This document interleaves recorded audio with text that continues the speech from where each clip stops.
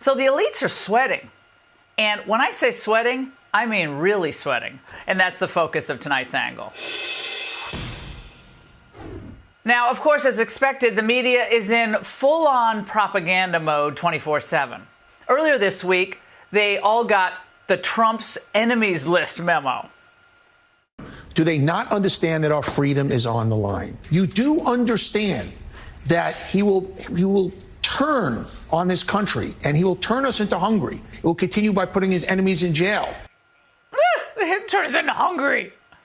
Do these people ever listen to themselves? Literally, it's the Biden DOJ and Biden-approved liberal judges, and Obama's too, who have been working overtime even now to put their political nemesis Donald Trump in jail.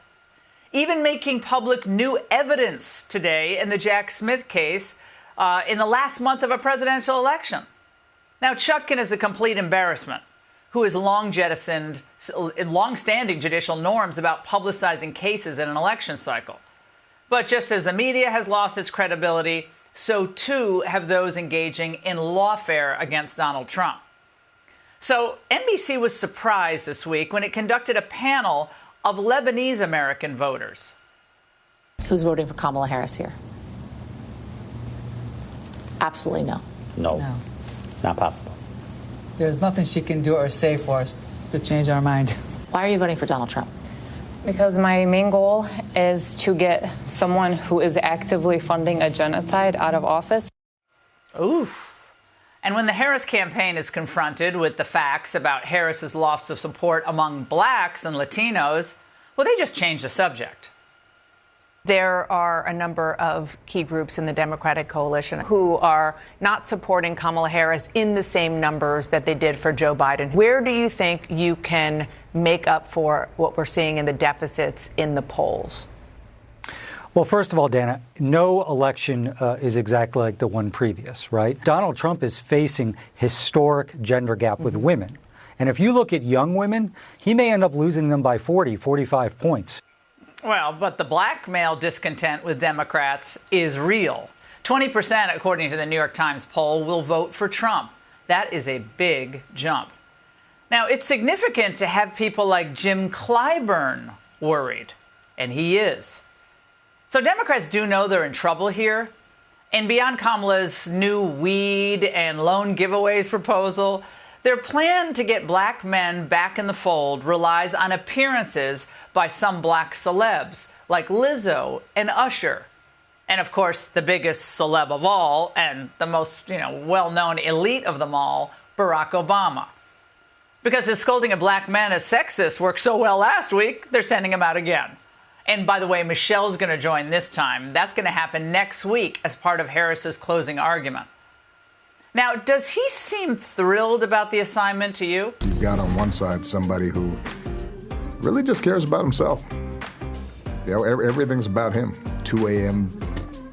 tweets and tirades, and Kamala's somebody who, comes from modest beginnings, who had to fight for what she had. And that's the kind of person that I'd want to vote for, because I know if push comes to shove, she's going to be fighting for me. And that's the kind of president that we need.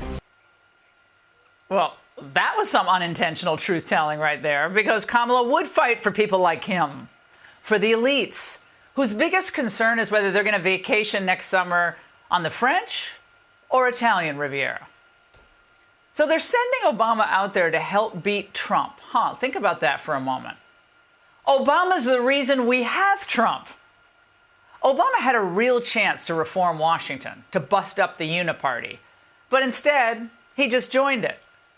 He and his wife came to D.C. on the promise that they'd stand up for the little people, but in the end, he became the face of the institutions that he pledged to reform. Now, let's not forget, 2 years after he was sworn into office, he lost the House of Representatives to the same type of people who are now supporting Trump. The Tea Party was born, and it became an early indicator that things were turning against the globalists in both parties. But Obama learned nothing from it. Instead, he lined up to support another elite, Hillary Clinton, and she also went down in flames.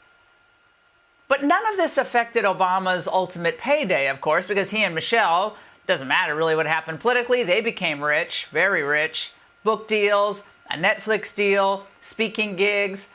So now they feel entitled to lecture black working class men who are struggling? Stephen Smith has a few thoughts. President Obama, what you said is not acceptable. You're basically accusing black men who come up with a reason to not support Kamala Harris as engaging in misogyny. When the mayor of New York was talking about $53 million in prepaid credit cards for immigrants who came across our borders illegally and having prepaid credit cards for them. And I said, wait a minute, black folks been starving for years. We ain't get that. You don't think they notice? Is it possible that it's policy as opposed to misogyny? Policy. Yeah, that's the problem here. That's why people are turning against Kamala and maybe tuning out Barack Obama. It's 100% correct. But the media, the other media, they want you to believe that Trump is out of touch with minorities. Well, it didn't look that way in the Bronx this week. You guys are the same as me. It's the same stuff. We were born the same way.